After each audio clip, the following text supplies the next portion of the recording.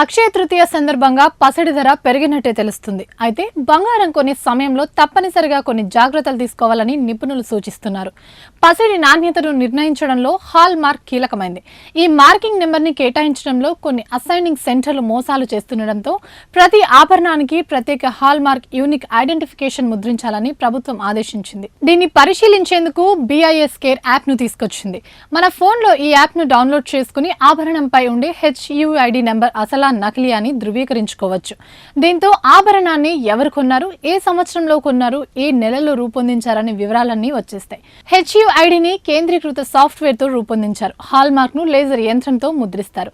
అదే HUID వేయాలంటే ఆభరణాన్ని కాల్చడంతో పాటు స్క్రాప్ తీస్తారు. దీనివల్ల బంగారంలో ఇరిడియం, పల్లేడియం వంటి శరీరానికి హాని కలిగించే క్యాన్సర్ వ్యాధికి కారణమయ్యే పదార్థాలను కలిపితే ఇట్టే పసిగట్టేయచ్చు.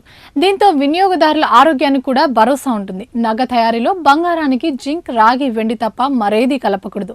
వెండిలో కూడా జెస్ అనే పదార్థం కలిపి మోసగించే అవకాశం ఉంది. HUIDతో స్వచ్ఛత నిర్ధారణ అవుతుందని నిపుణులు అంటున్నారు. మన ఇంట్లో ఉన్న పాత బిస్కెట్ ను కూడా తీసుకెళ్లి హాల్ మార్కింగ్ చేయించుకోవచ్చని నిపుణులు చెబుతున్నారు.